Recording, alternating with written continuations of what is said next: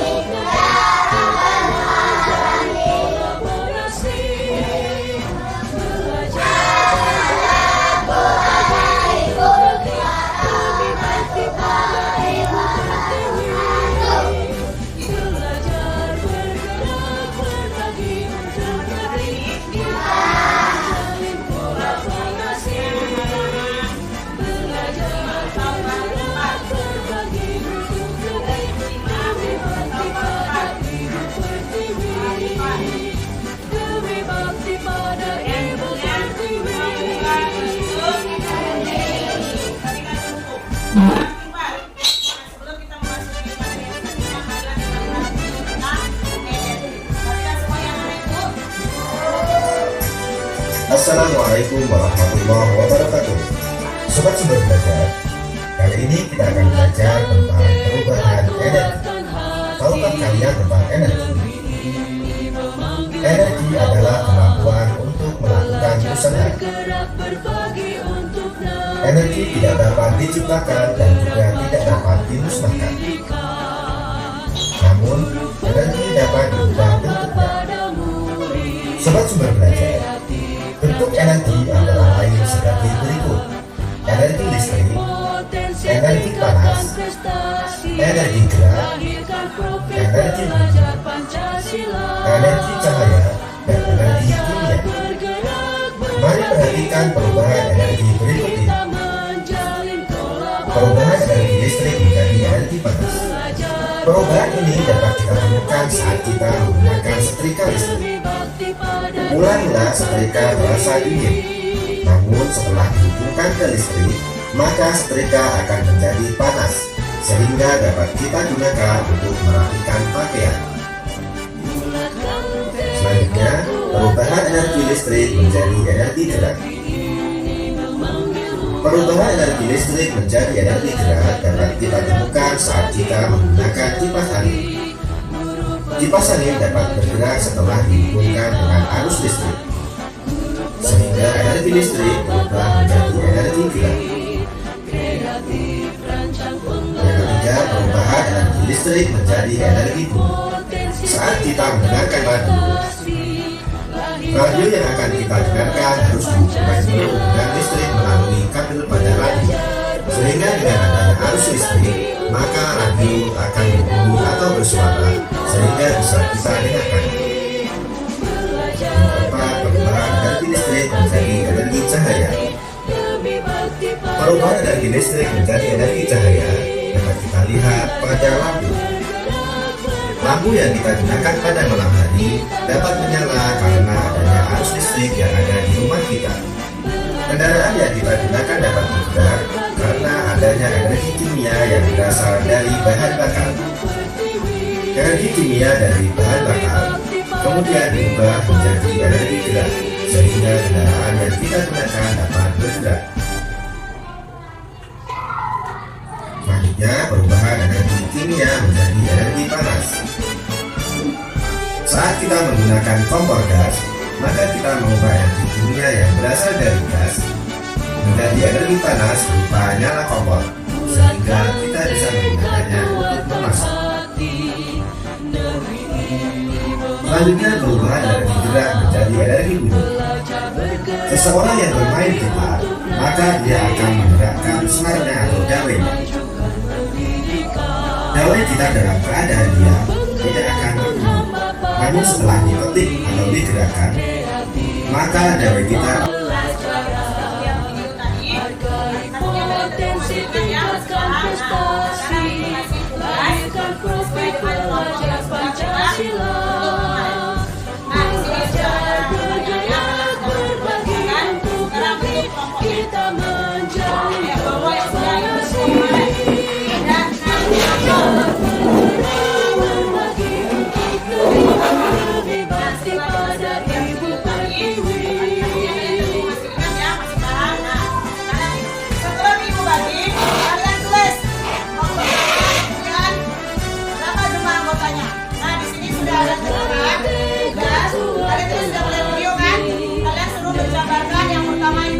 energi apa berubah menjadi energi apa?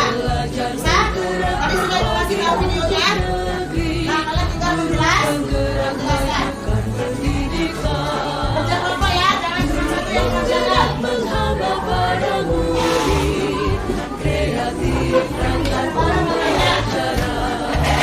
Hargai potensi tingkatkan prestasi, lahirkan profil pelajar Pancasila.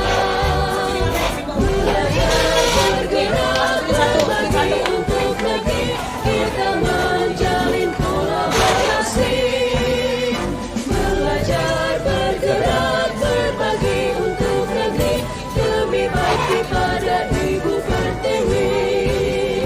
Belajar bergerak berbagi untuk negeri kita menjalin kolaborasi, belajar bergerak berbagi untuk negeri demi bakti pada Ibu Pertiwi, demi bakti pada Ibu Pertiwi.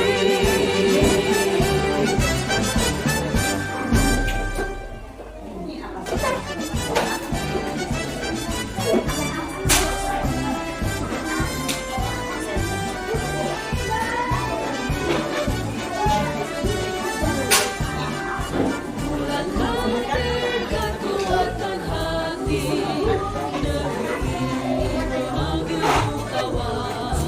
belajar bergerak berbagi untuk negeri, guru penggerak maju pendidikan, guru penggerak menghamba pada murid, kreatif rancang pembelajaran, hargai potensi tingkatkan prestasi, lahirkan profil pelajar Pancasila. Belajar bergerak berbagi untuk negeri kita menjalin kolaborasi, belajar bergerak berbagi untuk negeri demi bakti pada Ibu Pertiwi.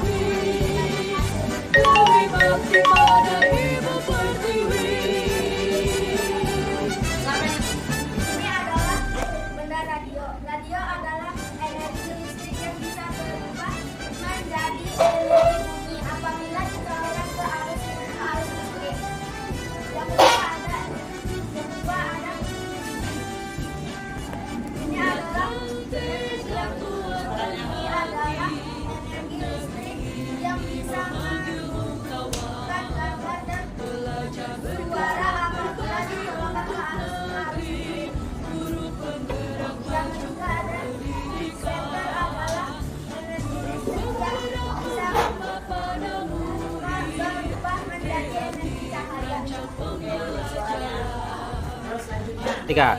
Potensi tingkatkan prestasi, lahirkan perubahan. 3. Terima kasih kepada kelompok 1 yang telah mempresentasikan hasil kerja mereka. Nah, selanjutnya Ibu panggil dari kelompok 3. Pada kelompok 3, Ibu silakan. Ayo semuanya. Beri salam. Sebutkan nama kelompok. Waalaikumsalam warahmatullahi wabarakatuh. Karena kita sudah selesai kelompoknya, sekarang buka bukunya halaman berapa itu? Halaman 98. Di situ ada tugas, kalian boleh kerjakan tanpa suara. Karena waktu kita sudah habis, maka pelajaran ini kita tutup. Ibu akhiri. Assalamualaikum warahmatullahi wabarakatuh. Warahmatullahi wabarakatuh. Saya Diki Sarno, SPD, sebagai calon guru penggerak Angkatan 10 tahun 2024. Pada pertemuan kali ini berjumpa kembali dengan saya dan Surya MC Tira Tanisi sebagai PP CGP saya. Gimana kabarnya Bu?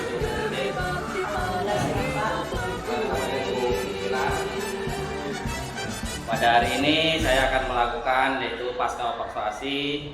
Setelah sesi kemarin sudah melakukan observasi di kelas 4, tepatnya di kelas Bu Suryaningsih. Assalamualaikum Bu Suryaningsih, bagaimana kabarnya hari ini? Waalaikumsalam Pak, alhamdulillah sehat. Nah, Kuning, hari ini kita berjumpa lagi ya setelah kemarin itu melakukan observasi. Untuk hari ini perbincangan kita yaitu tahap pasca observasi. Apakah Ibu sudah siap? Dan saya akan memberikan pertanyaan-pertanyaan yang berkaitan dengan observasi kelas yang telah Ibu lakukan, dengan tujuan untuk mengevaluasi sejauh mana Ibu Suryaningsih dalam pembelajarannya yang telah dilakukan di kelas. Nah, untuk pertanyaan yang pertama yaitu bagaimana perasaan Ibu Suryaningsih setelah melaksanakan observasi kelas yang sudah dilakukan? Pak, perasaan saya karena belum pernah melaksanakan observasi kelas mungkin agak kesulitan ya Pak. Nah, sedikit grogi karena mengajar ditungguin dan dilihat, tapi ya alhamdulillah bisa diatasi dan berjalan dengan lancar. Alhamdulillah ya Bu, sudah selesai dan berjalan dengan baik. Dan untuk selanjutnya Bu, coba Ibu ceritakan tahapan seperti apa yang telah Ibu lakukan dalam pembelajaran di kelas dan pengembangannya seperti apa yang telah Ibu lakukan di kelas. Untuk tahap yang telah saya lakukan adalah dalam pembelajaran saya lebih membuat media pembelajaran yang berupa PowerPoint dan telah menggunakan lembar kerja Pak. Nah, untuk pengembangannya adalah hal ini yaitu aspek pengetahuan. Siswa telah mengetahui untuk aneka energi yang bisa dimanfaatkan dalam kehidupan sehari-hari. Dan untuk pengembangan keterampilannya Pak, siswa mampu membuat laporan tentang berbagai kegunaan energi pada kehidupan sehari-hari dan juga perubahan aneka bentuk energi dalam bentuk lembar kerja serta ini. Jadi area pengembangannya berupa pengetahuan keterampilan ya Bu. Nah, untuk pengembangan yang Ibu telah laksanakan tadi di dalam kelas kan ada 2 pengembangan itu Bu, pengetahuan dan keterampilan. Nah, bagaimana Ibu, apakah sudah optimal dan bisa dikatakan berhasil dalam melakukan pengembangan itu? Bagaimana? Ya, alhamdulillah sudah berjalan dengan baik walaupun masih ada kekurangan dalam pelaksanaannya Pak. Oh, begitu ya Bu.